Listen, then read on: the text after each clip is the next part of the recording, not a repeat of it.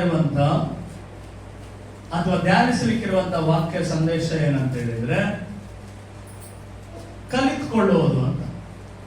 ಕಲಿತುಕೊಳ್ಳುವುದು. ಹಾಗಾದ್ರೆ ದೇವರ ವಾಕ್ಯದಿಂದ ಏನೆಲ್ಲ ನಾವು ಕಲಿತುಕೊಳ್ಬೇಕು ಎಂಬುದಾಗಿ ದೇವರ ವಾಕ್ಯ ಹೇಳುತ್ತೆ ಅನ್ನೋದನ್ನ ನಾವು ವಾಕ್ಯ ಭಾಗಗಳಿಂದ ನೋಡ್ತಾ ಹೋಗೋಣ. ಹಲ್ಲೆಲೂಯಾ. ಈಗ ಮನೆಯಲ್ಲಿ ನಾವು ಶಾಲೆಗೆ ಮಕ್ಕಳನ್ನು ಕಳಿಸ್ತೇವೆ. ಯಾಕೆ ಕಳಿಸ್ತೀವಿ? ಏನ್ ಕಲೀಲಿಕ್ಕೆ? ಅಕ್ಷರ ಜ್ಞಾನ ಕಲೀಲಿ, ವಿದ್ಯಾಭ್ಯಾಸ ಮಾಡ್ಲಿ ಅಂತ ಅಲ್ವಾ? ಮನೆಯಲ್ಲಿರುವಂತ ಬೆಳೆದಂತ ಮಕ್ಕಳಿಗೆ ಅಮ್ಮ ಅಡಿಗೆ ಮಾಡಕ್ಕೆ ಕರ್ಕೊಂಡು ಹೋಗ್ತಾರೆ ಅಲ್ಲ? ಅಡಿಗೆ ಮನೆಯಲ್ಲಿ ಬಾ, ಇಲ್ಲಿ ಇದನ್ನ ಮಾಡು ಅದನ್ನ ಮಾಡು ಅಂತ ಹೇಳ್ತಾರೆ. ಯಾಕೆ ಅಲ್ಲ? ಅದನ್ನು ಕೂಡ ಕಲಿತ್ಕೊಳ್ಳಿ. ಕೆಲಸ ಮಾಡೋದಕ್ಕೆ ಗೊತ್ತಿಲ್ಲದೆ ಇರುವಾಗ ಕೆಲಸ ಮಾಡುವಂತವ್ರು ಕೂಡ ಏನ್ ಮಾಡ್ತಾರೆ? ಜೊತೆಯಲ್ಲಿ ಗೊತ್ತಿರುವಂತವ್ರು ಕರ್ಕೊಂಡು ಹೋಗಿ ಅವ್ರಿಗೆ ಏನ್ ಮಾಡ್ತಾರೆ? ನೀನು ಇದನ್ನ ಮಾಡು, ಇದನ್ನ ಹೀಗೆ ಮಾಡು ಅಂತ ಹೇಳಿ ಕಲಿಸುವುದನ್ನ ನಾವು ನೋಡ್ತೇವೆ. ಹಲ್ಲೆಲೂಯಾ. ಹಾಗಾದ್ರೆ ದೇವರ ವಾಕ್ಯ ಕೂಡ ಕೆಲವು ಸಂಗತಿಗಳನ್ನ ನೀವು ಕಲಿತುಕೊಳ್ಬೇಕು ಅಂತ ಹೇಳುತ್ತೆ. ಹಾಗಾದ್ರೆ ಅವುಗಳನ್ನ ನಾವು ಕಲಿತುಕೊಂಡು ನಡೆಯೋದಾದ್ರೆ ಅದರಿಂದ ಏನಾಗುತ್ತೆ ಅಂತ ಹೇಳಿದ್ರೆ ನಾವೇ ಆಶೀರ್ವದಿಸಲ್ಪಡ್ತೇವೆ. ಅದರಲ್ಲಿ ಮೊದಲನೇದು ಏನಂತ ನಾವು ನೋಡೋದಾದ್ರೆ ಈ ಧರ್ಮೋಪದೇಶ ಕಾಂಡ 4:10 ಅಲ್ಲಿ ವಾಕ್ಯದಲ್ಲಿ ನಾವು ಓದಿದೆವು. ಏನಂತ ಹೇಳಿದ್ರೆ ಇಲ್ಲಿ ದೇವರ ವಾಕ್ಯ ಹೇಳ್ತದೆ, ದೇವರು ಮೋಶೆ ಮೂಲಕವಾಗಿ ಅನೇಕ ಆಜ್ಞೆಗಳನ್ನ ಆಲೋಚನೆಗಳನ್ನ ಜನರಿಗೆ ಕಲಿಸಿಕೊಡುವಂತೆ ಹೇಳಿದರು. ಅದರಲ್ಲಿ ಮೋಶೆ ದೇವರಿಂದ ಕೇಳಿಸಿಕೊಂಡದ್ದನ್ನ ಅವರು ಬರೆದಿಟ್ಟು ಜನರಿಗೆ ಈಗ ಅಲ್ಲಿ ಉಪದೇಶ ಮಾಡುವಾಗ ಹೇಳ್ತಾ ಇದ್ದಾರೆ. ಏನಂತ ಹೇಳಿದರೆ, ನೀವು ಹೋರೇಬಿನಲ್ಲಿ ನಿಮ್ಮ ದೇವರಾದ ಯೆಹೋವನ ಸನ್ನಿಧಿಯಲ್ಲಿ ನಿಂತಿದ್ದಾಗ ಆತನು ನನಗೆ ಜನರೆಲ್ಲರನ್ನು ನನ್ನ ಹತ್ತಿರಕ್ಕೆ ಕೂಡಿಸು, ಅವರು ತಾವು ಭೂಮಿಯ ಮೇಲಿರುವ ದಿನಗಳಲ್ಲೆಲ್ಲ ನನಗೆ ಭಯಭಕ್ತಿಯಿಂದಿರುವುದಕ್ಕೆ ಕಲಿತುಕೊಂಡು ತಮ್ಮ ಮಕ್ಕಳಿಗೂ ಕಲಿಸಿಕೊಡುವಂತೆ ಅವರಿಗೆ ಆಜ್ಞೆಗಳನ್ನು ತಿಳಿಸುತ್ತೇನೆ ಎಂದು ಹೇಳಿದ ದಿನದ ವಿಷಯಗಳೇ. ಹಲ್ಲೆಲೂಯಾ.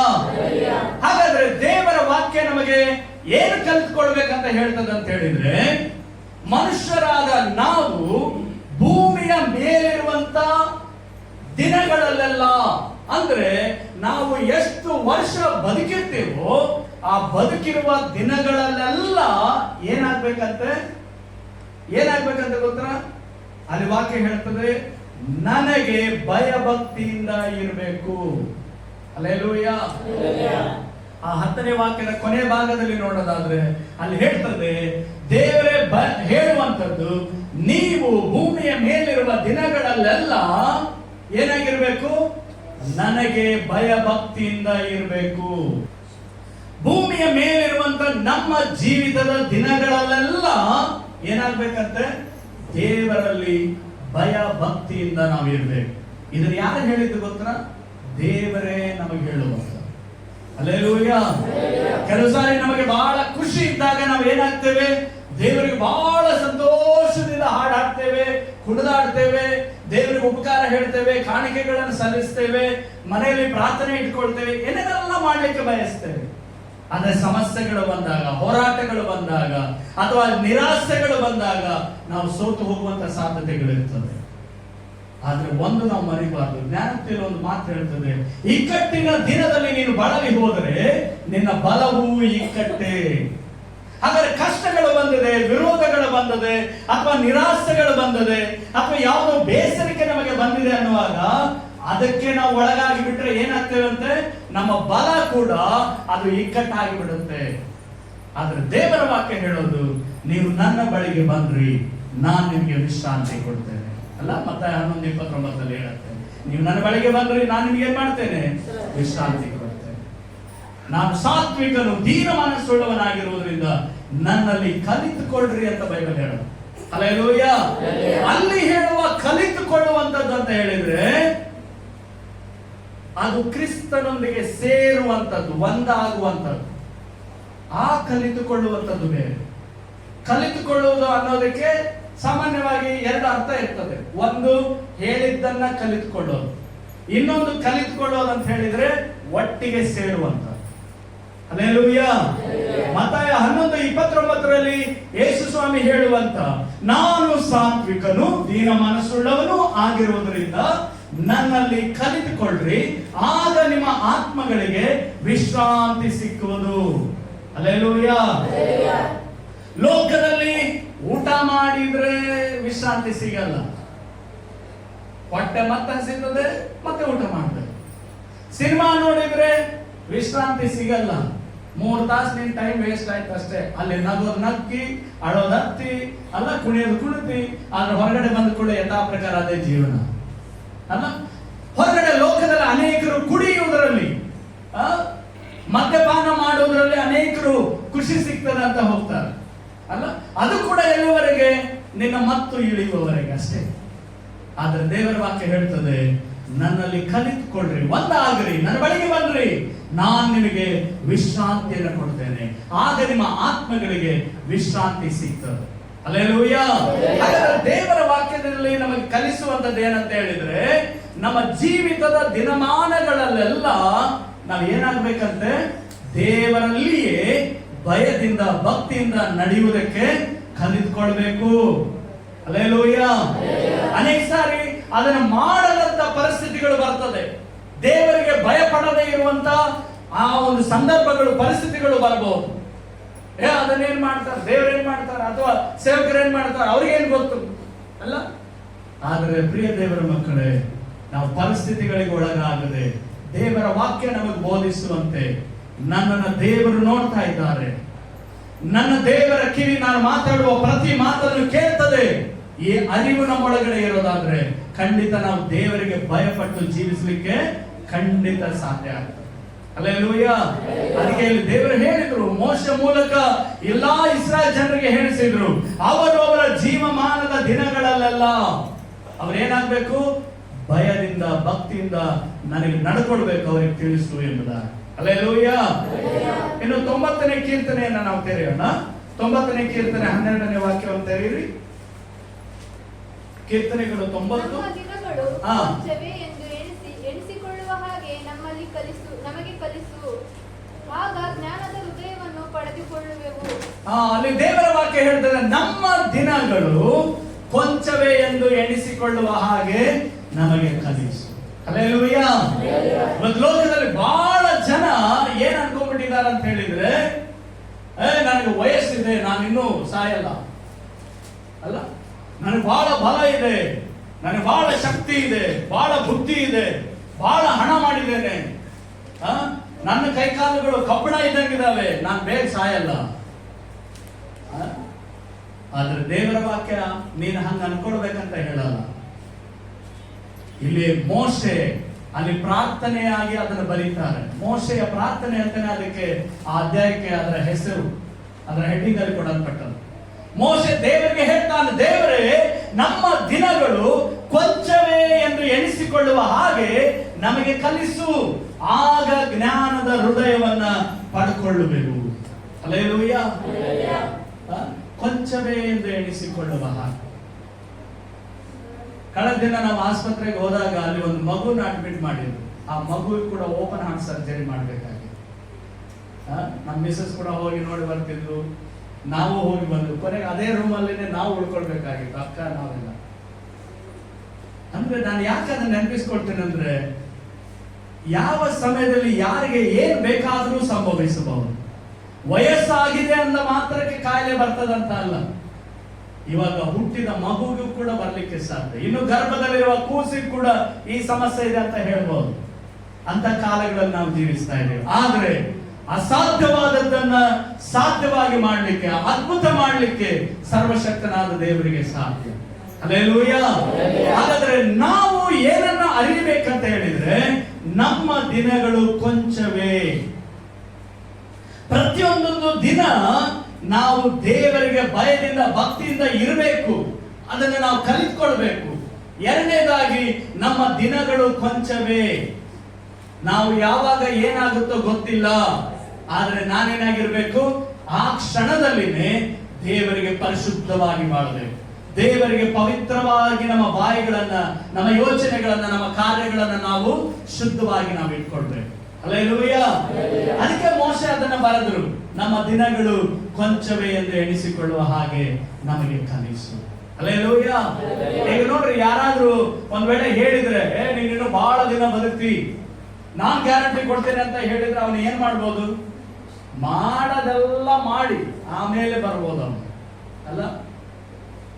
ಆದ್ರೆ ದೇವರು ನಮ್ಮ ಕೊಟ್ಟ ದಿನಗಳನ್ನ ನಾವು ಪರಿಶುದ್ಧವಾಗಿ ಕಳೀಬೇಕು. Hallelujah, hallelujah. ಹಿಜ್ಕೀಯ ಎಂಬಂತ ಒಬ್ಬ ಅರಸನಿರ್ತಾನೆ. ಅವನಿಗೆ ದೇವರು ಯೆಶಾಯ ಪ್ರವಾದಿ ಮೂಲಕ ಹೇಳಿ ಕಳಿಸ್ತಾರೆ, ಇನ್ನು ನಿನ್ನ ಟೈಮ್ ಮುಗಿತು, ನೀನು ಈ ಲೋಕ ಬಿಡುವಂತ ದಿನ ಸಮೀಪ ಆಯ್ತು, ನಿನ್ನ ಮನೆ ವ್ಯವಸ್ಥೆ ಎಲ್ಲ ಮಾಡಿಬಿಡುವಂತ. ಅವಾಗ ಅವನು ಏನ್ ಮಾಡಿದಂತೆ, ತನ್ನ ಅರಮನೆ ಸಿಂಹಾಸನದಿಂದ ಎದ್ದು ಗೋಡೆ ಕಡೆಗೆ ಮುಖ ಮಾಡಿ ಗೋಳಾಡಿ, ನನ್ನ ದೇವರೇ, ನಾನು ನಿನಗೆ ದೋಷವಿಲ್ಲದೆ ನಡ್ಕೊಂಡಂತ ದಿನಗಳನ್ನ ನನ್ನ ವಿಷಯದಲ್ಲಿ ನೆನಪು ಮಾಡ್ಕೋ. ಹಲ್ಲೆಲೂಯಾ. ದೇವರ ಅವನ ಪ್ರಾರ್ಥನೆ ಕೇಳಿದರು. ಆಗ ಆ ಪ್ರವಾದಿ, ಇವನಿಗೆ ಹೇಳಿ ಹೋದಂತ ಪ್ರವಾದಿ ಇನ್ನೂ ಆ ಅರಮನೆ ಬಾಗಿಲನ್ನ ದಾಟಿರ್ಲಿಲ್ಲ.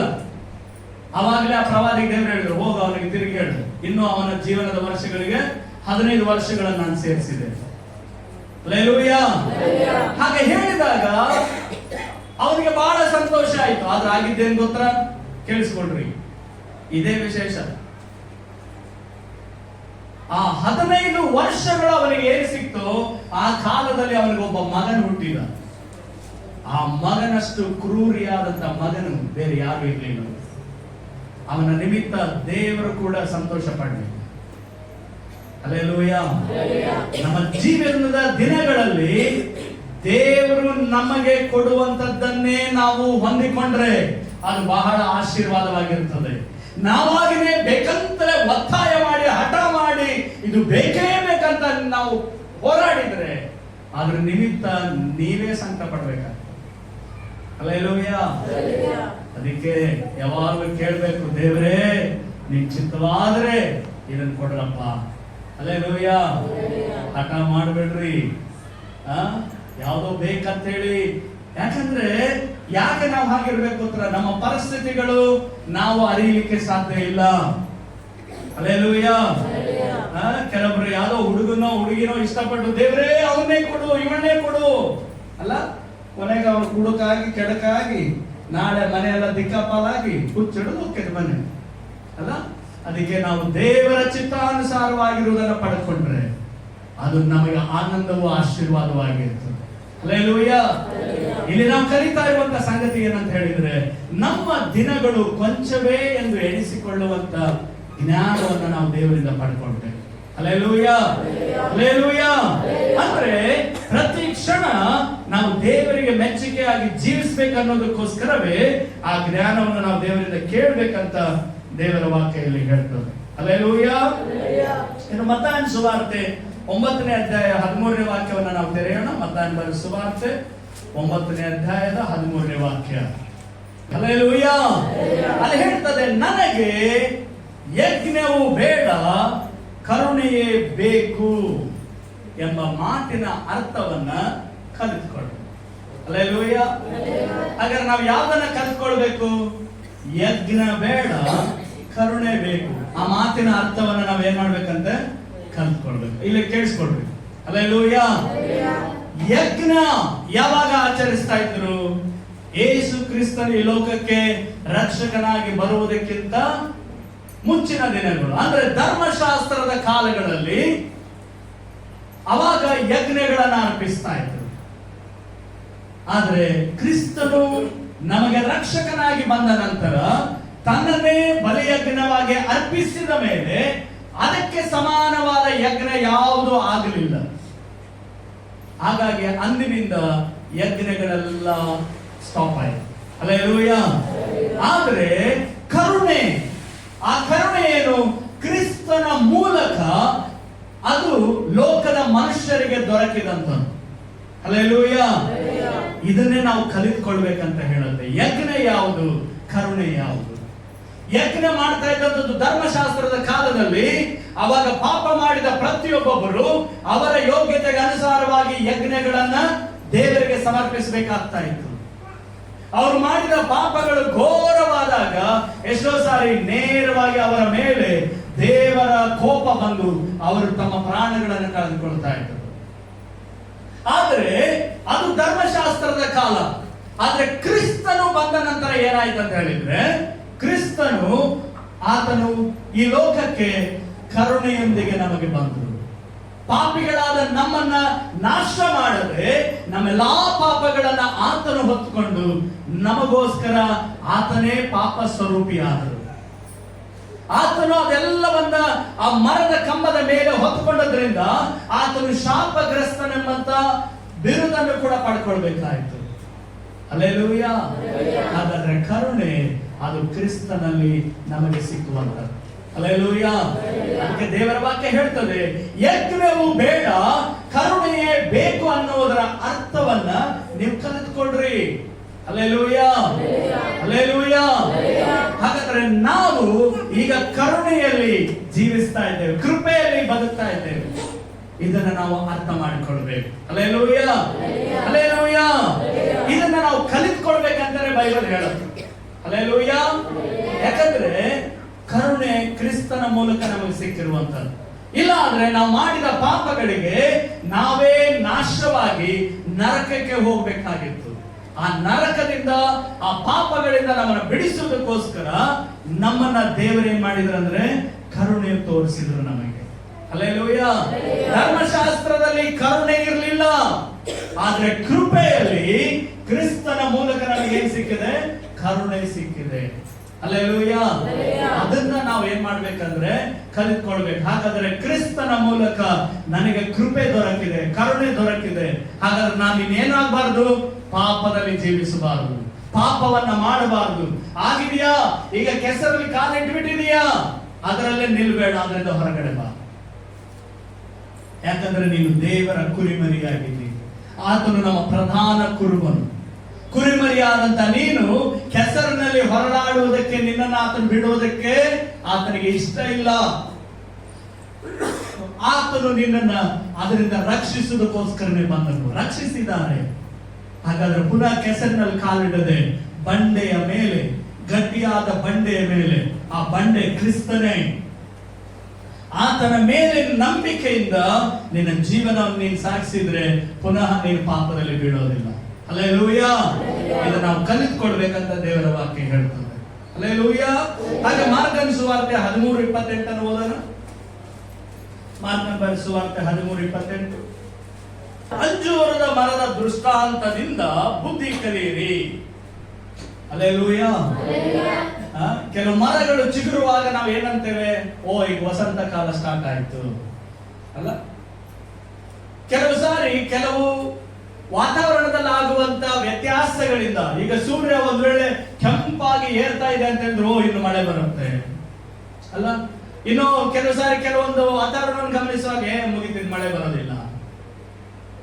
ಗಾಳಿ ಬೀಸುವಾಗ ಓ, ಇನ್ನು ಮುಗಿತಿ, ಮಳೆ ಮುಂದೆ ಹೋಗಿತ್ತು, ಇನ್ನು ನಮ್ಮಲ್ಲಿ ಮಳೆ ಬರ್ಲಿಕ್ಕೆ ಸಾಧ್ಯ ಇಲ್ಲ. ಹಾಗೆ ಇಲ್ಲಿ ದೇವರ ವಾಕ್ಯ ಹೇಳ್ತದೆ, ಅಂಜೂರದ ಮರದ ದೃಷ್ಟಾಂತದಿಂದ ಬುದ್ಧಿ ಕಲಿಯಿರಿ. ಅದರ ಕೊಂಬೆ ಇನ್ನು ಎಳೆಯದಾಗಿದ್ದು ಎಲೆ ಬಿಡುವಾಗ ಬೇಸಿಗೆಯು ಹತ್ತಿರವಾಯಿತು ಅಂತ ತಿಳ್ಕೊಳ್ತೀರಲ್ಲ, ಹಾಗೆಯೇ ನೀವು ಸಹ ಇದೆಲ್ಲ ಆಗುವುದನ್ನು ನೋಡುವಾಗ ಹತ್ತಿರವದೇ, ಬಾಗಿಲಲ್ಲೇ ಇದೆ ಎಂದು ತಿಳ್ಕೊಂಡ್ರೆ ಇದೆಲ್ಲ ಆಗುವ ತನಕ ನಿಮ್ಮ ಈ ಸಂತತಿಯು ಅಳೆದು ಹೋಗುವುದೇ ಇಲ್ಲ.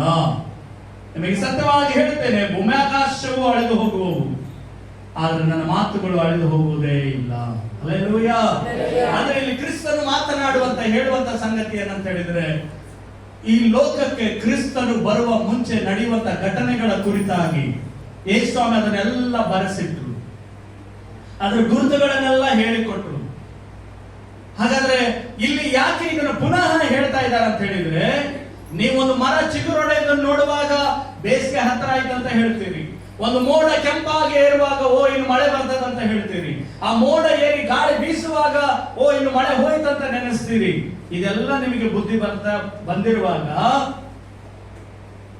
ಈ ಲೋಕದ ಅಂತ್ಯ ಕೂಡ ಸಮೀಪವಾಯಿತು ಅನ್ನೋದನ್ನ ಈ ಘಟನೆಗಳು, ಭೂಕಂಪಗಳು, ಯುದ್ಧಗಳು, ಜನಕ್ಕೆ ವಿರೋಧವಾಗಿ ಜನವು, ರಾಜ್ಯಕ್ಕೆ ವಿರೋಧವಾಗಿ ರಾಜ್ಯಗಳು, ಭೂಕಂಪಗಳು ಅಲ್ಲ, ಇವೆಲ್ಲ ನಡೆಯುವುದನ್ನ ನೋಡುವಾಗ ನೀವು ತಿಳ್ಕೊಂಡ್ರಿ, ಈ ಲೋಕಕ್ಕೆ ನಾನು 2ನೇ ಸಾರಿ ತಿರುಗಿ ಬರುವ ದಿನ ಹತ್ತಿರವಾಯಿತು ಎಂಬುದಾಗಿ.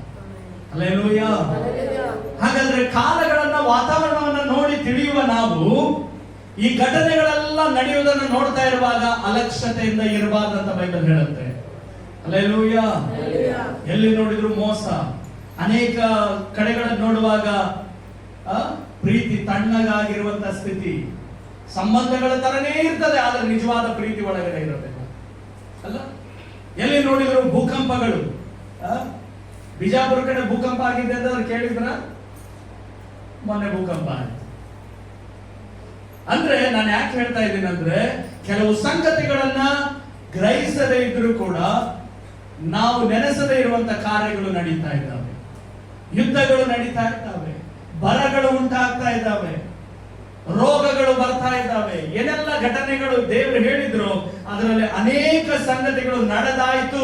ಅದಕ್ಕೆ ಬೈಬಲ್ ಹೇಳುತ್ತೆ ಅದು ಆಗಲೇ ಬಾಗಿಲಲ್ಲೇ ಅದೇ ಅಂತ ತಿಳ್ಕೊಳ್ರಿ. ಹಲ್ಲೆಲೂಯ. ಹಾಗಾದ್ರೆ ಯೇಸು ಬರುವಂತ ದಿನ ಸಮೀಪವಾಗಿದೆ ಅಂತ ತಿಳಿಯುವುದನ್ನ ಕಲಿತ್ಕೊಳ್ಬೇಕಂತ ಬೈಬಲ್ ಹೇಳುತ್ತೆ. ಬುದ್ಧಿ ಕಲೀರಿ ಅಂತ ಹೇಳುತ್ತೆ. ಹಲ್ಲೆಲೂಯ. ಯಾಕೆ ಇದನ್ನ ನಾವು ತಿಳ್ಕೊಳ್ಬೇಕು? ಯೇಸು ಸ್ವಾಮಿ ಬರುವಾಗ ನೀನು ಪರಲೋಕಕ್ಕೆ ಹೋಗದೆ ಇಲ್ಲೇ ಬಿಡಲ್ಪಟ್ರೆ ನಿನಗೆ ದೇವರ ಕರುಣೆ ಆಗ ಸಿಗೋದಿಲ್ಲ. ಸ್ವತಃ ಯೇಸುವೆ ನಿನ್ನ ಎದುರುಗಡೆ ಇದ್ರೂ ಕೂಡ ದೇವರು ನಿನ್ನನ್ನು ಕರುಣಿಸೋದಿಲ್ಲ. ಆಗ ಆತನು ನ್ಯಾಯಾಧಿಪತಿಯಾಗಿ, ಜಡ್ಜ್ ಆಗಿ ಬರ್ತಾ ಇದ್ದಾರೆ. ಈಗ ಕರುಣೆಯುಳ್ಳವನಾಗಿ ಬಂದು ನಮ್ಮನ್ನ ಪ್ರೀತಿ ಮಾಡಿದ್ದಾರೆ. ಹಲ್ಲೆಲೂಯ. ಹಾಗಾದ್ರೆ ನಮ್ಮನ್ನ ನಾವು ಯಾವಾಗಲೂ ಎಚ್ಚರಪಡಿಸಿಕೊಂಡಿರಬೇಕು. ಯೇಸು ಸ್ವಾಮಿ ಆ ಎರಡನೇ ಬರೋಣಕ್ಕಿಂತ ಮುಂಚೆ ರಹಸ್ಯ ಬರೋಣದಲ್ಲಿ ಬರ್ಲಿಕ್ಕಿದ್ದಾರೆ. ಆ ಸಮಯದಲ್ಲಿನೇ ನಾವೆಲ್ಲರೂ ಹೋಗೋದಕ್ಕೆ ಏನಾಗಿರ್ಬೇಕು? ನಮ್ಮನ್ನು ನಾವು ಸಿದ್ಧಪಡಿಸಿಕೊಂಡಿರ್ಬೇಕು. ಎರಡನೇ ಬರೋಣದವರೆಗೂ ನಾನು ಕಾಯ್ತೀನಿ ಅಂತ ಹೇಳಿದ್ರೆ ಅನೇಕ ಶ್ರಮೆ ಸಂಕಟಗಳನ್ನ ಹಾದು ಸೇರಿ ನಾವು ಹೋಗ್ಬೇಕಾಗ್ತದೆ. ಪ್ರಕಟಣೆಯ ಅಧ್ಯಯನಗಳನ್ನು ಕೇಳಿದಿರಲ್ಲ ಲಾಸ್ಟ್ ಟೈಮ್ ಎಲ್ಲ ಮೀಟಿಂಗ್ಸ್ ಎಲ್ಲ ಮಾಡಿದಾಗ. ಹಲ್ಲೆಲೂಯ. ಆ 21 ಉಪದ್ರವಗಳನ್ನು ಅನುಭವಿಸಿ ಅದನ್ನ ಗೆದ್ದು ಉಳಿದಿದ್ರೆ ಎರಡನೇ ಬರೋಣದಲ್ಲಿ ಹೋಗ್ತೀವಿ. ಇಲ್ಲ ಅಂದ್ರೆ ಆ ಸಂಕಟಗಳನ್ನಂತೂ ಯಾರು ಸಹಿಸಿಕೊಳ್ಳಕ್ಕಾಗಲ್ಲ. ಪ್ರಿಯ ದೇವರ ಮಕ್ಕಳೇ, ಅದಕ್ಕೆ ಬೈಬಲ್ ಹೇಳುತ್ತೆ ಅಂಜೂರದ ಮರದ ದೃಷ್ಟಾಂತದಿಂದ ಬುದ್ಧಿ ಕಲಿಯಿರಿ. ಅದು ಚಿಗುರು ಬರುವಾಗಲೇ ನೀವು ಅದನ್ನ ಇನ್ನು ಬೇಸಿಗೆ ಹತ್ತಿರ ಆಯ್ತಂತ ನೀವು ತಿಳ್ಕೊಳ್ತೀರಲ್ಲ. ಹಲ್ಲೆಲೂಯ. ಹಾಗಾದ್ರೆ ಕ್ರಿಸ್ತನು ಬರುವಂತ ದಿನ ಕೂಡ ಏನಾಗಿದೆ? ಸಮೀಪವಾಗಿದೆ. ವಾಕ್ಯ ಹೇಳುತ್ತೆ ಅದು ಬಾಗಿಲಲ್ಲಿನೇ ಅದೇ, ಬಾಗಿಲಲ್ಲಿನೇ ಅದೇ. ಯಾವ ಕ್ಷಣ ಆದ್ರೂ ಹೆಜ್ಜೆ ಇಟ್ಟರೆ ಮುಗೀತು, ನಡಿಬಹುದು. ಹಲ್ಲೆಲೂಯ. ದೇವರಿಗೆ ಒಂದು ದಿನ 1000 ವರ್ಷದಂತೆಯೂ 1000 ವರ್ಷಗಳು ಒಂದು ದಿನದಂತೆಯೂ ದೇವರಿಗಿದೆ ಅಂತ. ಏನ್ ಬೇಕಾದ್ರೂ ದೇವರು ಮಾಡಬಹುದು. ಆದ್ರೆ ನೀನು ಸಿದ್ಧತೆಯಿಂದ ಇಲ್ಲದೆ ಹೋದ್ರೆ, ನೀನು ಕ್ರಿಸ್ತನಲ್ಲಿ ದೃಢವಾದ ನಂಬಿಕೆಯುಳ್ಳವನಾಗಿ ನಿನ್ನ ನೀನು ಪರಿಶುದ್ಧವಾಗಿ ಕಾಯ್ದುಕೊಳ್ಳೋದಕ್ಕೆ ಒಪ್ಪಿಸಿಕೊಡದೆ ಹೋದ್ರೆ ನೀನು ಕೂಡ ಕೈ ಬಿಡಲ್ಪಡಬಹುದು. ಹಲ್ಲೆಲೂಯ. ಹಾಗಾಗದಂತೆ ಇರಬೇಕಂದ್ರೆ ಇದೇ ನಿನಗೆ ಒಳ್ಳೆ ಅವಕಾಶ. ಇವತ್ತೇ ದೇವರ ಕಡೆಗೆ ತಿರುಗಿಕೊಂಡು ನಿನ್ನ ಪಾಪಗಳನ್ನ ಬಿಟ್ಟು ಬಿಡು, ಕೆಟ್ಟದ್ದನ್ನ ಬಿಟ್ಟು ಬಿಡು, ದೇವರ ಕಡೆಗೆ ಮನ ತಿರುಗಿ ಬಾ. ದೇವರು ನಿನ್ನನ್ನು ರಕ್ಷಿಸ್ತಾನೆ. ಹಲ್ಲೆಲೂಯ. ಅದಕ್ಕೆ ವಾಕ್ಯ ಹೇಳ್ತಾರೆ ಅದರಿಂದ ನೀವು ಕಲಿತುಕೊಳ್ಳ್ರಿ. ಹಲ್ಲೆಲೂಯ. ಇನ್ನೊಂದು ವಾಕ್ಯವನ್ನು ನಾವು ಓದೋಣ. 1 ಕೊರಿಂಥ ಪತ್ರಿಕೆ 4ನೇ ಅಧ್ಯಾಯದ 6ನೇ ವಾಕ್ಯವನ್ನು ನಾವು ಓದೋಣ. ಬೇಗನೆ ಓದೋಣ. 4:6. 1 ಕೊರಿಂಥ 4:6. ನಿಮ್ಮಲ್ಲಿ ಯಾರು ಒಬ್ಬ ಬೋಧಕನನ್ನ ವಿರೋಧಿಸಿ ಮತ್ತೊಬ್ಬನ ಪಕ್ಷವನ್ನ ಹಿಡಿದು ಒಪ್ಪಿಕೊಳ್ಳಬಾರದು ಎಂಬುದನ್ನ ಕಲಿತುಕೊಳ್ಬೇಕು. ಹಲ್ಲೆಲೂಯ. ಈಗ ಸೋಷಿಯಲ್ ಮೀಡಿಯಾದಲ್ಲಿ ಅನೇಕ ಬೋಧಕರು ಬರ್ತಾರೆ, ಅನೇಕ ಉಪದೇಶಕರು ಬರ್ತಾರೆ, ಅನೇಕ ವಿಧವಾದಂತಹ ಉಪದೇಶಗಳನ್ನ ಕೇಳ್ತಾ ಇರ್ತೀವಿ, ಟಿವಿಗಳಲ್ಲಿ ನೋಡ್ತಾ ಇರ್ತೀವಿ, ಮೊಬೈಲ್ಗಳಲ್ಲಿ ಕೂಡ ಸಂದೇಶಗಳನ್ನ ಕೇಳ್ತಾ ಇರ್ತೀವಿ. ಆದ್ರೆ ವಾಕ್ಯ ಹೇಳ್ತದೆ ನೀವು ನಿಮಗಿರುವ ಬೋಧಕನನ್ನ ಅಲ್ವಾ ಬಿಟ್ಟು ನೀವೇನ್ ಮಾಡಬಾರ್ದಂತೆ? ಮತ್ತೊಬ್ಬನ ಪಕ್ಷವನ್ನ ಹಿಡಿದು ನೀವು ಉಬ್ಬಿಕೊಳ್ಳಬಾರದು. ಈಗೀಗ ಇಂಥದ್ದು ಅನೇಕ ಸಭೆಗಳಲ್ಲಿ ನಡೀತಾ ಇದೆ. ಅವ್ರಿಗೆ ಏನಂತ ಹೇಳಿದ್ರೆ, ಅವರಿಗೆ ಬೈಯುವವರನ್ನ ಕಂಡ್ರೆ ಆಗಲ್ಲ. ನೀನ್ ಮಾಡೋದು ಇದು ತಪ್ಪು, ಇದು ಪಾಪ, ನೀನ್ ಹಿಂಗ್ ಮಾಡಬಾರ್ದಂದ್ರೆ ಅವರಿಗೆ ಇಷ್ಟ ಆಗಲ್ಲ. ಖಂಡಿಸುವಿಕೆ ಸಂದೇಶಗಳು ಅನೇಕರಿಗೆ ಏನಾಗೋದಿಲ್ಲ, ಇಷ್ಟ ಆಗೋದಿಲ್ಲ. ಬರೀ ಆಶೀರ್ವಾದ, ಬರೀ ವಾಗ್ದಾನ, ಬರೀ ಅನೇಕ ಆಶೀರ್ವಾದದ ಪ್ರಕಟಣೆಗಳಿಂದ ಕೂಡಿದಂತ ವಾಕ್ಯಗಳೇ ಅನೇಕರಿವೆ. ಮತ್ತು ಅವರಿಗೆ ಅನುಕೂಲವಾದಂತಹ ಉಪದೇಶಗಳನ್ನ ಮಾಡುವಂತವರೇ ಅವರಿಗೆ ಇಷ್ಟ. ಹಾಗಾಗಿ ಎಷ್ಟೋ ಜನ ಇವತ್ತು ಸಭೆಗಳನ್ನ ಅವರ ಆದಿಯಿಂದಲೂ ಸುವಾರ್ತೆ ಕೇಳಿ ನಂಬಿ ಬೋಧನೆಗಳಲ್ಲಿ ಆ ಸೇವಕರಲ್ಲಿ ಬೆಳೆದಂತ ಸಭೆಗಳನ್ನು ಬಿಟ್ಟು ಇವತ್ತು ಏನ್ ಮಾಡ್ತಿದ್ದಾರೆ ಅಂದ್ರೆ ಅವ್ರಿಗೆ ಇಷ್ಟವಾಗುವಂತ ಕಡೆಗಳಲ್ಲಿ ಓಡ್ತಾ ಇದ್ದಾರೆ. ನಾವು ಮೊದಲಿಂದ ಕೇಳಿದ ವಾಕ್ಯದಲ್ಲಿ ನೆಲೆಗೊಂಡು ಆ ವಾಕ್ಯಕ್ಕೆ ಅನುಸಾರವಾಗಿ ನಾವು ಬೆಳೆದು ಜೀವಿಸಿದರೆ ಸಾಕು. ಹಲ್ಲೆಲೂಯ. ನಮಗೆ ದೇವರು ಕೊಟ್ಟಂತ ಉಪದೇಶಕರನ್ನ, ಬೋಧಕರನ್ನ ನಾವು ಅವರ ಮಾತುಗಳನ್ನ, ವಾಕ್ಯಗಳನ್ನ ಆಲಿಸಿ ನಾವು ಅದರಂತೆ ನಡೆದ್ರೆ ಸಾಕು. ಹಲ್ಲೆಲೂಯ. ಒಂದು ವೇಳೆ ನಿಮಗೆ ಬೋಧನೆ ಮಾಡುವಂತವರು ದೇವರ ವಾಕ್ಯದ ಹೊರತಾದ ಉಪದೇಶಗಳನ್ನ ಮಾಡ್ತಾ ಇದ್ರೆ, ಅಥವಾ ದೇವರ ವಾಕ್ಯದಲ್ಲಿ ಇಲ್ಲದೆ ಇರೋದನ್ನ ನಿಮಗೆ ಕಲಿಸ್ತಾ ಇದ್ರೆ, ಮಾತಾಡ್ತಾ ಇದ್ರೆ, ಅಂತದ್ರಿಂದ ನೀವು ಆರಾಮಾಗಿ ಹೋಗ್ಬಹುದು. ಹಲ್ಲೆಲೂಯ. ಆದ್ರೆ ಜಾಗೃತಿಯಾಗಿರ್ಬೇಕು. ಲೋಕದಲ್ಲಿ ಆಕರ್ಷಣೆಗಳು ಸಹಜ ಅಲ್ಲ. ಲೋಕದಲ್ಲಿನ ಆಡಂಬರಗಳಂತೆ ಜೀವಿಸುವುದಕ್ಕಾಗಿ ನಾವು ಏನಾಗಬಾರದು, ಓಡಬಾರದು. ಹಲ್ಲೆಲೂಯ. ಯಾಕೆ ಇದನ್ನ ನಾವು ಹೇಳ್ತೇವೆ ಅಂತ ಹೇಳಿದ್ರೆ, ಇಲ್ಲಿ ಹೇಳ್ತದೆ, ನಿಮ್ಮಲ್ಲಿ ಯಾರು ಒಬ್ಬ ಬೋಧಕನನ್ನ ವಿರೋಧಿಸಿ ಮತ್ತೊಬ್ಬನ ಪಕ್ಷವನ್ನ ಹಿಡಿದು ಉಬ್ಬಿಕೊಳ್ಳಬಾರದು. ಕೆಲವರು ಏನ್ ಮಾಡ್ಬಿಡ್ತಾರೆ ಅಂದ್ರೆ, ನೀವು ನಮ್ಮ ಸಭೆಗೆ ಬರ್ರಿ, ನಿಮ್ಮ ಮಕ್ಕಳಿಗೆಲ್ಲ ಮದುವೆ ಮಾಡಿಸ್ತೀವಿ, ನಿಮಗೆಲ್ಲ ಹೆಲ್ಪ್ ಮಾಡ್ತೀವಿ, ನಿಮಗೆ ಏನ್ ಬಂದ್ರು ನಾವಿರ್ತೀವಿ ಅಲ್ಲ. ಅವ್ರ ಮಕ್ಕಳು ಮದುವೆ ಮಾಡಿಸಿದ ಕೂಡಲೇ ಈ ಫ್ಯಾಮಿಲಿ ಎಲ್ಲಿ ಹೋಗ್ಬಿಡ್ತು ನಡೀತಾ ಇದ್ದಾವೆ. ಕೆಲವರೆಲ್ಲ ಆಕರ್ಷಣೆ ಮಾಡ್ತಾರೆ, ನಮ್ಮ ಸಭೆಯಲ್ಲಿ ವಾರ ಊಟ. ಇನ್ನು ಕೆಲವೊಂದು ಕಡೆಗಳಲ್ಲಿ ಈ ರೀತಿಯಾದಂತ ಪರಿಸ್ಥಿತಿಗಳು ಏನಾಗ್ತದೆ ಅಂತ ಹೇಳಿದ್ರೆ, ಅವರ ಅವಶ್ಯಕತೆಗಳಿಗೋಸ್ಕರ ಸಭೆಗಳನ್ನ ಬಿಟ್ಟು, ಸಭೆಗಳನ್ನ ಬದಲಾಯಿಸ್ತಾ, ಸೇವಕರನ್ನ ಬಿಟ್ಟು ಮತ್ತೊಬ್ಬ ಸೇವಕರನ್ನ ಹಿಡ್ಕೊಂಡು ಅಂಟಿಕೊಂಡು ಹೋಗುವಂತದ್ದು. ಇದು ಬಹಳ ಅಪಾಯ. ಪ್ರಿಯ ದೇವರ ಮಕ್ಕಳೇ, ನಿಮ್ಮಲ್ಲಿ ವಾಕ್ಯದಲ್ಲಿ ನಾವು ಕಾಣ್ತಾ ಇದ್ದೇವೆ, ನಿಮ್ಮಲ್ಲಿ ಯಾರು ಒಬ್ಬ ಬೋಧಕನನ್ನು ವಿರೋಧಿಸಿ ಮತ್ತೊಬ್ಬನ ಪಕ್ಷವನ್ನ ಹಿಡಿದು ಉಬ್ಬಿಕೊಳ್ಳಬಾರದು ಎಂಬುದನ್ನ ಏನ್ ಮಾಡ್ಬೇಕಂತೆ, ಕಲಿತ್ಕೊಳ್ಬೇಕು. ಹಲ್ಲೆಲೂಯ. ಹಲ್ಲೆಲೂಯ. ಇವೆಲ್ಲ ಕೇಳಿಸ್ಕೊಳ್ಳೋಕೆ ಕಷ್ಟ ಅಲ್ಲ. ಇವೇ ಕಲಿಸೋದೇ ನನ್ನ ಕೆಲಸ. ಹಲ್ಲೆಲೂಯ. ಸರಿ, ಓದೋಣ ಇನ್ನೊಂದು. ತೀತನ ಪತ್ರಿಕೆ 3ನೇ ಅಧ್ಯಾಯ 14ನೇ ವಾಕ್ಯ ಮುಗಿಸ್ತೇನೆ. ತೀತನ ಪತ್ರಿಕೆ 3:14. ತಿಮೋಥಿ ಆದ್ಮೇಲೆ ಬರ್ತದೆ.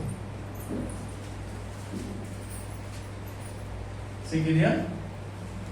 ತೀತನ ಪತ್ರಿಕೆ 3:14. ನನ್ನ ಜನರು, ಕೇಳಿಸ್ಕೊಳ್ರಿ, ನನ್ನ ಜನರು ಸತ್ಕ್ರಿಯಾಹೀನರಾಗದಂತೆ ಪರೋಪಕಾರ ಮಾಡುವುದನ್ನ ಕಲಿತುಕೊಳ್ಳಲಿ. ಹಲ್ಲೆಲೂಯ. ಹಾಗಾದ್ರೆ ನಾವು ಏನನ್ನ ಕಲಿತ್ಕೊಳ್ಬೇಕಂತೆ? ಪರೋಪಕಾರ, ಮತ್ತೊಬ್ಬರಿಗೆ ಒಳ್ಳೆಯದನ್ನ ಮಾಡುವುದನ್ನ, ಮತ್ತೊಬ್ಬರಿಗೆ ಸಹಾಯ ಮಾಡುವುದನ್ನ ಏನ್ ಮಾಡ್ಬೇಕು? ಕಲಿತುಕೊಳ್ಬೇಕು. ಹಲ್ಲೆಲೂಯ. ಸಹಾಯ ಮಾಡೋದಂದ್ರೆ ಹೆಂಗೆ? ಅವರಿಂದ ತಿರುಗಿ ಸಿಕ್ಕೀತೆಂದು ಯೋಚಿಸದೆ ಅವರಿಗೆ ಉಪಕಾರವನ್ನ ನಾವು ಮಾಡ್ತೇವೆ. ಹಲ್ಲೆಲೂಯ. ಯಾಕಂದ್ರೆ ದೇವರ ವಾಕ್ಯ ಅದನ್ನ ಹೇಳ್ತದೆ, ನಿನ್ನ ವೈರಿ ಹಸಿದಿದ್ದರೆ ಅವರಿಗೆ ಅನ್ನ ಬಿಡು, ಬಾಯಾರಿದ್ರೆ ನೀರು ಕೊಡು. ಹೀಗೆ ಮಾಡಿದರೆ ಅವರ ತಲೆ ಮೇಲೆ ಕೆಂಡಗಳನ್ನಿಟ್ಟಂತಾಗ್ತದೆ, ನಿನ್ನ ಕೃತ್ಯಕ್ಕೆ ದೇವರು ಒಳ್ಳೆ ಪ್ರತಿಫಲವನ್ನ ಕೊಡ್ತಾರೆ. ಹಲ್ಲೆಲೂಯ. ಹಾಗಾದ್ರೆ ವೈರಿಗೆ ಆ ರೀತಿ ಮಾಡಬೇಕಂತ ನಮ್ಮ ದೇವರು ನಮಗೆ ಕಲಿಸಿಕೊಡುವಾಗ, ಪಕ್ಕದಲ್ಲಿರುವವರಿಗೆ, ನಮ್ಮ ಜೊತೆಯಲ್ಲಿರುವವರಿಗೆ, ಅಥವಾ ನಮಗೆ ಪರಿಚಯ ಇಲ್ಲದೆ ಇರುವವರಿಗೂ ಸಹ ನಾವು ಏನ್ ಮಾಡ್ಬೇಕಂತೆ? ಉಪಕಾರವನ್ನ ಹೊಂದತಕ್ಕವರಿಗೆ ಮಾಡಬೇಕಾದ ಸಮಯದಲ್ಲಿ ನಾವೇನ್ ಮಾಡ್ಬೇಕು? ಪರೋಪಕಾರ ಮಾಡುವುದನ್ನ ಕಲಿತುಕೊಳ್ಬೇಕು. ಹಲ್ಲೆಲೂಯ. ಹಲ್ಲೆಲೂಯ.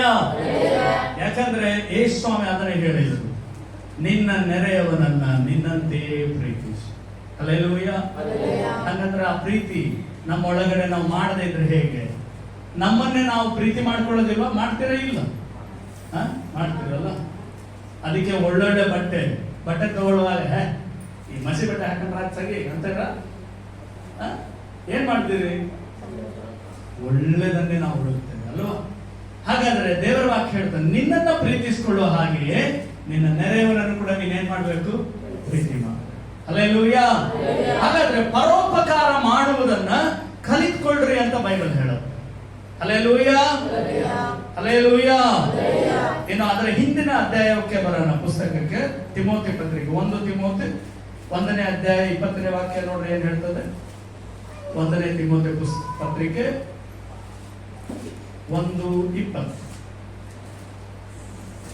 ಇವರು ದೇವದೂಷಣೆ ಮಾಡಬಾರದೆಂಬುದನ್ನು ಕಲಿತುಕೊಳ್ಳುವಂತೆ ಇವರನ್ನು ಸೈತಾನನಿಗೆ ಒಪ್ಪಿಸಿಕೊಟ್ಟೆ. ದೇವದೂಷಣೆ ಮಾಡಬಾರದು ಎಂಬುದನ್ನ ಕಲಿತುಕೊಳ್ಬೇಕು. ಹಲ್ಲೆಲೂಯಾ. ದೇವದೂಷಣೆ ಮಾಡಬಾರದು. ಅರ್ಥ ಆಗ್ತಿದೆಯಾ ಹೇಳೋದು?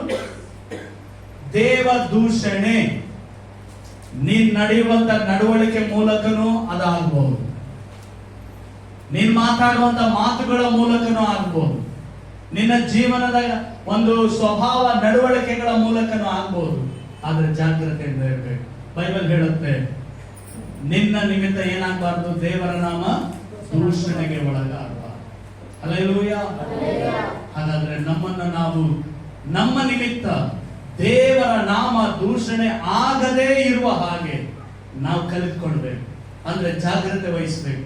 ಎಲ್ಲಿ ಹೇಗೆ ಮಾತಾಡ್ಬೇಕು, ಹೇಗೆ ವರ್ತಿಸ್ಬೇಕು, ಹೇಗೆ ಜೀವಿಸಬೇಕು, ಅದನ್ನು ನಾವು ಕಲಿತ್ಕೊಳ್ಬೇಕು. ನಾವು, ನಮ್ಮ ಕುಟುಂಬ, ಮಕ್ಕಳು, ನಮ್ಮ ಜೀವನ, ನಮ್ಮ ಆದಾಯ ಪ್ರತಿಯೊಂದು ಕೂಡ ಅದರಲ್ಲಿ ದೇವರ ನಾಮ ಮಹಿಮೆ ಹೊಂದುವಂತೆ ನಾವು ಕ್ರಮಪಡಿಸಿಕೊಳ್ಬೇಕು. ಕೊನೆಯದಾಗಿ ಓದೋಣ, ಅದೇ ತಿಮೋತಿ ಪತ್ರಿಕೆ 1ನೇ ತಿಮೋತಿ ಪತ್ರಿಕೆ 5:4 ಓದೋಣ. ವಿಧವೆಯರನ್ನು ಸಂರಕ್ಷಿಸು. ಆದರೆ ಒಬ್ಬ ವಿಧವೆಗೆ ಮಕ್ಕಳಾಗಲಿ ಮೊಮ್ಮಕ್ಕಳಾಗಲಿ ಇದ್ದರೆ ಅವರೇ ಮೊದಲು ತಮ್ಮ ಮನೆಯವರಿಗೆ ಭಕ್ತಿ ತೋರಿಸುವುದಕ್ಕೂ ತಂದೆ ತಾಯಿಗಳಿಗೆ ಪ್ರತ್ಯುಪಕಾರ ಮಾಡುವುದಕ್ಕೂ ಕಲಿತುಕೊಳ್ಳಲಿ. ಅಲ್ಲೇನಂತ ಹೇಳಿದ್ರೆ ಏನ್ ಕಲ್ತ್ಕೊಳ್ಬೇಕಂತೆ? ಹಿರಿಯರಿಗೆ ಸಹಾಯ ಮಾಡುವುದನ್ನ, ದೇವರಿಗೆ ಭಕ್ತಿ ತೋರಿಸುವುದನ್ನ ಅವರು ಕಲಿತುಕೊಳ್ಬೇಕು. ಹಲ್ಲೆಲೂಯಾ. ಅಲ್ಲಿ ಹೇಳ್ತದೆ ಏನಂತ, 5:4 ನಾವು ಓದ್ತಾ ಇದ್ದೇವೆ. ಅಲ್ಲಿ ಮೊದಲು ತಮ್ಮ ಮನೆಯವರಿಗೆ ಭಕ್ತಿ ತೋರಿಸುವುದಕ್ಕೂ ತಂದೆ ತಾಯಿಗಳಿಗೆ ಪ್ರತ್ಯುಪಕಾರ ಮಾಡುವುದಕ್ಕೂ ಕಲಿತುಕೊಳ್ಳಲಿ, ಇದು ದೇವರ ದೃಷ್ಟಿಯಲ್ಲಿ ಮೆಚ್ಚುಗೆಯಾದ. ಹಲ್ಲೆಲೂಯಾ. ಹಾಗೆ ಪ್ರತಿಯೊಬ್ಬರು ನಾವು ಏನ್ ಮಾಡ್ಬೇಕಂತೆ, ಮನೆಯಲ್ಲಿರುವಂತ ತಂದೆ ತಾಯಿಗಳಿಗೂ ಕೂಡ ಏನ್ ಮಾಡ್ಬೇಕು, ಅವರಿಗೂ ತೋರಿಸತಕ್ಕ ಪ್ರೀತಿ ಅಲ್ಲ, ಭಕ್ತಿ ಅಂತ ಹೇಳ್ತದ. ಅಂದ್ರೆ ಭಕ್ತಿ ಅಂತ ಹೇಳಿದ್ರೆ ಇದು ದೇವರಿಗೆ ಸಲ್ಲಿಸುವ ರೀತಿಯಲ್ಲಿ ಅಂತ ಅಲ್ಲ, ಅಂದ್ರೆ ಅವರಿಗೆ ಕೊಡುವಂತ ಗೌರವ, ಮರ್ಯಾದೆ. ಹಲ್ಲೆಲೂಯಾ. ನಾವು ಅದನ್ನ ಮಾಡುವುದನ್ನ, ಆ ರೀತಿ ನಡ್ಕೊಳ್ಳುವುದನ್ನ ಏನ್ ಮಾಡ್ಬೇಕಂತೆ, ಕಲಿತುಕೊಳ್ಬೇಕು. ಹಲ್ಲೆಲೂಯಾ. ಯಾಕಂದ್ರೆ ದೇವರ ಮಕ್ಕಳು ಅಂತ ಹೇಳಿದ್ರೆ ನಮ್ಮ ಮಾತುಗಳು ಕೂಡ ಬಹಳ ಚೆನ್ನಾಗಿರ್ಬೇಕು, ನಮ್ಮ ನಡವಳಿಕೆ ಚೆನ್ನಾಗಿರ್ಬೇಕು. ನಾವು ನಮ್ಮ ಮಾತುಗಳಿಂದಲೇ ನಾವು ಯಾರಂತ ಲೋಕಕ್ಕೆ ತೋರಿಸಲಿಕ್ಕೆ ಸಾಧ್ಯ. ಹಲ್ಲೆಲೂಯಾ. ನಮ್ಮ ಮಾತುಗಳಿಂದಲೇ ದೇವರ ನಾಮ ಮಹಿಮೆ ಹೊಂದುವುದಕ್ಕೂ ಅವಮಾನ ಹೊಂದುವುದಕ್ಕೂ ಕಾರಣ ಆಗ್ತದೆ. ಹಲ್ಲೆಲೂಯಾ. ಆದ್ರಿಂದ ಅಲ್ಲಿ ವಾಕ್ಯ ಹೇಳ್ತದೆ, ನೀವು ಬೇರೆ ಯಾರಿಗೋ, ಅನಾಥರಿಗೋ, ದಿಕ್ಕಿಲ್ಲದವರಿಗೋ ಸಹಾಯ ಮಾಡಬಹುದು. ಒಂದ್ ವೇಳೆ ಅವರಿಗೇನೆ ಮಕ್ಕಳಿದ್ರೆ, ಅವರಿಗೇನೆ ಮೊಮ್ಮಕ್ಕಳಿದ್ರೆ, ಅವರೇ ಆ ಹಿರಿಯರಿಗೆ, ದಿಕ್ಕಿಲ್ಲದವರಿಗೆ ಸಹಾಯ ಮಾಡುವುದನ್ನ, ಪ್ರೀತಿ ತೋರಿಸುವುದನ್ನ, ಭಕ್ತಿ ತೋರಿಸುವುದನ್ನ ಅವರು ಕಲಿತುಕೊಳ್ಳಿ ಅಂತ ಬೈಬಲ್ ಹೇಳುತ್ತೆ. ಹಲ್ಲೆಲೂಯಾ. ಹೇಳಿದ ಅರ್ಥ ಆಯ್ತಾ? ಅಂದ್ರೆ ನಾವು ಇನ್ನೊಬ್ಬರಿಗೆ, ಕಷ್ಟದಲ್ಲಿರೋರಿಗೆ ಸಹಾಯ ಮಾಡಬೇಕು. ಆದ್ರೆ ಸಹಾಯ ಮಾಡುವುದರ ಜೊತೆಗೆ ಬೈಬಲ್ ಕಲಿಸುವುದೇನಂದ್ರೆ, ನಾವು ಯಾರಿಗೆ ಸಹಾಯ ಮಾಡ್ತೀವಲ್ಲ, ಈಗ ಒಂದ್ ವೇಳೆ ಉದಾಹರಣೆಗೆ ಈಗ ನಮ್ಮ ಮಂಜಮ್ಮಗೆ ಅವ್ರು ಕಷ್ಟದಲ್ಲಿದ್ದಾರೆ ಅಂತ ನಾವು ಅವ್ರಿಗೆ ಸಹಾಯ ಮಾಡ್ತಿದೀವಿ ಅನ್ಕೊಳ್ಳ, ಆದ್ರೆ ಅವ್ರಿಗೆ ಮಗ ಇದ್ದಾನೆ, ಸೊಸೆ ಇದ್ದಾನೆ, ಅವರು ಇವರಿಗೆ ಪ್ರೀತಿ ತೋರಿಸುವುದನ್ನ ಅವರು ಕಲಿತುಕೊಳ್ಬೇಕು ಅಂತ ಬೈಬಲ್ ಹೇಳುತ್ತೆ. ಅರ್ಥ ಆಯ್ತಾ ನಾನು ಹೇಳೋದು? ನಾವು ಇನ್ನೊಬ್ಬರಿಗೆ ಏನ್ ಮಾಡ್ತೀವೋ ಅವರ ಮನೆಯಲ್ಲಿ ಇರುವಂತವರು ಏನಾಗ್ಬೇಕು, ಆ ಗೌರವವನ್ನ, ಪ್ರೀತಿ ತೋರಿಸುವುದನ್ನ ಕಲಿತುಕೊಳ್ಳಿ. ಒಂದು ವೇಳೆ ನಮ್ಮ ಮನೆಯಲ್ಲಿ ರಕ್ಷಣೆ ಹೊಂದಿರುವವರು ಅಥವಾ ರಕ್ಷಣೆ ಹೊಂದದವರು ನಮ್ಮ ಮನೆಯೊಳಗಡೆ ಇದ್ರೂ ಕೂಡ ನಾವು ಏನ್ ಮಾಡ್ಬೇಕು, ಅವರಿಗೆ ದೇವರ ಪ್ರೀತಿ ತೋರಿಸುವುದನ್ನ ಕಲಿತುಕೊಳ್ಬೇಕು. Hallelujah, hallelujah. ಹಾಗಾಗಿ ನಾವು ಸಹ ಈ ಕಲಿತುಕೊಳ್ಳುವ ವಿಷಯಗಳನ್ನ ಕೇಳಿಸ್ಕೊಂಡಿದ್ದೀವಿ. ಹಲ್ಲೆಲೂಯಾ. ಈ ಟೀಚಿಂಗ್ ಬಹಳ ಕಷ್ಟ, ಆದ್ರೆ ಇವನ್ ನಮ್ಮ ಜೀವಿತದಲ್ಲಿ ನಾವು ಮಾಡಿದ್ರೇನೆ ನೀವು ನಿಜವಾದ ದೇವರ ಮಕ್ಕಳು ಅಂತ. ಹಲ್ಲೆಲೂಯ. ಇಲ್ಲ ಅಂದ್ರೆ ಡುಪ್ಲಿಕೇಟ್. ಡುಪ್ಲಿಕೇಟ್ ಅಂದ್ರೆ ಏನು? ಸುಮ್ಮನೆ ನಾವು ಅಪ್ಪ ಅಂತೀವಷ್ಟೇ, ಆದ್ರೆ ನಿಜವಾದ ಆ ಹಕ್ಕು ಬಾಧ್ಯತೆ ಇರೋದಿಲ್ಲ. ಹಲ್ಲೆಲೂಯ. ಈ ಕಲಿತ್ಕೊಳ್ಳಬೇಕಾದದ್ದನ್ನು ನಾವು ಕಲಿತ್ಕೊಂಡು ನಮ್ಮ ಜೀವಿತದಲ್ಲಿ ಅಳವಡಿಸಿಕೊಂಡು ದೇವರೊಂದಿಗೆ ನಿಂತರೆ ನಾವು ನಿಜವಾದ ದೇವರ ಮಕ್ಕಳಾಗಿ ಸಾಕ್ಷಿಯಾಗಿ ಜೀವಿಸಲು ಸಾಧ್ಯ. ಹಲ್ಲೆಲೂಯ. ಮಾತ್ರವಲ್ಲ, ಯೇಸು ಸ್ವಾಮಿ ಸಹ ಈ ಲೋಕಕ್ಕೆ ಮನುಷ್ಯನಾಗಿ ಬರುವಾಗ ಏನ್ ಮಾಡಿದ್ರು? ವಿಧೇಯನಾಗುವುದನ್ನ ಕಲಿತ್ಕೊಂಡ್ರಂತ ಬೈಬಲ್ ಹೇಳ. ಹಲ್ಲೆಲೂಯ. ಆತನು ದೇವರಿಗೆ ಸರಿ ಸಮಾನನಾದ ಪದವಿಯನ್ನ ನಾನು ಬಿಡಬಲ್ಲೆನೋ ಎಂದೆಣಿಸದೆ ದಾಸನ ರೂಪವನ್ನ ಧರಿಸಿಕೊಂಡು ಮನುಷ್ಯರಿಗೆ ಸದೃಶನಾಗುವ ಹಾಗೆ ತನ್ನ ವಿಧೇಯತೆಯನ್ನು ತೋರಿಸಿದ್ರು ಅಂತ ಬೈಬಲ್ ಹೇಳ. ಹಲ್ಲೆಲೂಯ. ನಾವು ಕೂಡ ದೇವರ ಮಕ್ಕಳಾಗಿದ್ದೇವೆ. ಮಕ್ಕಳಾಗಿದ್ದ ಮೇಲೆ ಬಾಧ್ಯರಾಗಿದ್ದೇವೆ. ಆ ಹಕ್ಕನ್ನ ನಾವು ಉಪಯೋಗಿಸಿಕೊಂಡು ಈ ಲೋಕದಲ್ಲಿ ದೇವರ ವಾಕ್ಯ ನಮಗೆ ಕಲಿಸಿದ್ದನ್ನ ಕಲಿತುಕೊಂಡು ನಾವು ನಮ್ಮ ಮಕ್ಕಳಿಗೆ ಕಲಿಸಿ ನಮ್ಮ ಜೀವಿತದಲ್ಲಿ ದೇವರಿಗೆ ಮೆಚ್ಚುಗೆ ಜೀವಿಸುವಂತೆ ನಮ್ಮನ್ನು ಒಪ್ಪಿಸಿಕೊಳ್ಳೋಣ. ದೇವರು ಸಹಾಯ ಮಾಡಲಿ. ಆಮೇಲೆ ನಾವೆಲ್ಲರೂ ಮೊಣಕಾಲೂರಿ ದೇವರಿಗೆ ಒಪ್ಪಿಸಿಕೊಳ್ಳೋಣ. ಕಣ್ಣುಗಳನ್ನು ಮುಚ್ಚಿ ನಾವು ದೇವರನ್ನ ದೃಷ್ಟಿಸೋಣ. ವಾಕ್ಯಗಳನ್ನು ಕೇಳಿಸಿಕೊಂಡಿದ್ದೇವೆ. ಹಾಗಾದ್ರೆ ನಮ್ಮ ಜೀವಿತಗಳು ನಿಜವಾಗ್ಲೂ ದೇವರ ವಾಕ್ಯಾನುಸಾರವಾಗಿದೆಯೋ? ನಾವು ದೇವರ ವಾಕ್ಯದ ಬೆಳಕಿನಲ್ಲಿ ನಮ್ಮನ್ನು ನಾವು ಪರೀಕ್ಷೆ ಮಾಡಿದ್ದೇವೆ. ಮಹಾಪರಿಶುದ್ಧನಾದಂತ ದೇವರು ತನ್ನ ಮಹಾಪದವಿಯನ್ನ ಬಿಡಲು ಎಂದೆಣಿಸದೆ ನಮಗೋಸ್ಕರ ದಾಸನ ರೂಪವನ್ನು ಧರಿಸಿಕೊಂಡು ಬಂದರು. ಪ್ರಿಯ ದೇವ ಮಗುವೆ, ಹಾಗಾದ್ರೆ ನಾನು ನೀನು ನಿಜವಾಗಲೂ ದೀನತೆಯಿಂದ ನಾವು ನಡೆಯುತ್ತಾ ಇದ್ದೇವ? ಕಲಿತುಕೊಳ್ಳುವ ವಿಷಯದಲ್ಲಿ ಕಲಿಸುವಾಗ ನಿಜವಾಗಲೂ ಕಲಿಯುವುದಕ್ಕೆ ನಮ್ಮನ್ನು ನಾವು ಸಂಪೂರ್ಣವಾಗಿ ಒಪ್ಪಿಸಿಕೊಡ್ತಾ ಇದ್ದೇವೆ? ನಮ್ಮನ್ನು ಪರೀಕ್ಷಿಸಿಕೊಳ್ಳೋಣ. ದೇವರ ವಾಕ್ಯಕ್ಕೆ ನಮ್ಮ ವಿಧೇಯತೆಯನ್ನು ನಾವು ತೋರಿಸ್ತಾ ಇದ್ದೀವಿ. ನಮ್ಮ ರಕ್ಷಕನಾದ ಯೇಸುವು ತಂದೆ ದೇವರ ಮಾತಿಗೆ ವಿಧೇಯರಾಗಿ ಲೋಕಕ್ಕೆ ರಕ್ಷಕನಾಗಿ ಬಂದರು ಅನ್ನುವುದನ್ನು ನಾವು ನೋಡ್ತೇವೆ. ಪವಿತ್ರಾತ್ಮನು ಕೂಡ ನಮ್ಮ ಅಶಕ್ತಿಯಲ್ಲಿ ಸಹಾಯ ಮಾಡುವ ಆತ್ಮನಾಗಿ ನಮ್ಮ ಮಧ್ಯದಲ್ಲಿ ಆತನು ಸಂಚರಿಸ್ತಾ ಇದ್ದಾನೆ ಎಂಬುದನ್ನು ನಾವು ವಾಕ್ಯದಿಂದ ಕೇಳಿಸಿಕೊಳ್ಳುವರಾಗಿದ್ದೇವೆ. ಹಾಗಾದ್ರೆ ನಮ್ಮನ್ನು ನಾವು ಒಪ್ಪಿಸಿಕೊಡೋಣ. ಪ್ರಿಯರೇ,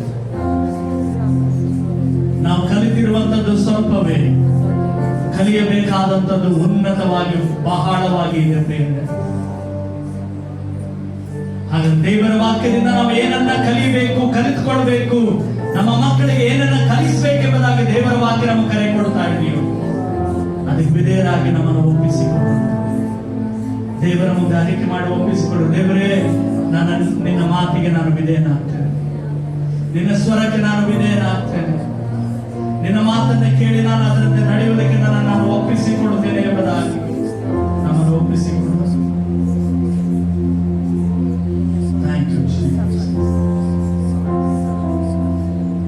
ವಂದನೆ ಅಪ್ಪ.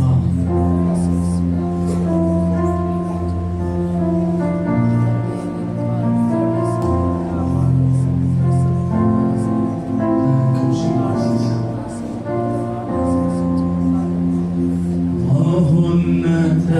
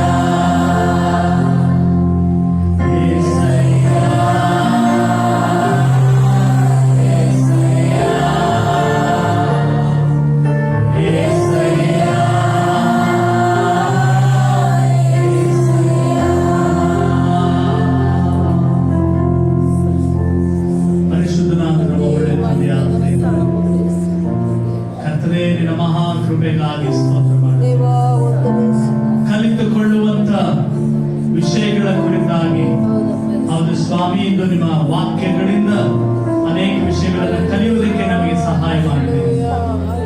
ಅದನ್ನ ಕಲಿತುಕೊಳ್ಳಬೇಕಾದಂತಹ ಸಂಗತಿಗಳನ್ನು ನಾವು ನಮ್ಮ ಜೀವಿತದಲ್ಲಿ ಅಳವಡಿಸಿಕೊಂಡು ಕಲಿತುಕೊಳ್ಳುತ್ತಾ ಅದನ್ನು ನಮ್ಮ ಮಕ್ಕಳಿಗೂ ನಮ್ಮ ಸಂತತಿಗೂ ಅದನ್ನು ಕಲಿಸುತ್ತಾ ನಿನಗೆ ಭಯದಿಂದಲೂ ಭಕ್ತಿಯಿಂದಲೂ ನೀತಿಯಿಂದಲೂ ಜೀವಿಸುವಂತೆ ನಮ್ಮನ್ನು ನಾವು ಒಪ್ಪಿಸಿಕೊಡುತ್ತೇವೆ.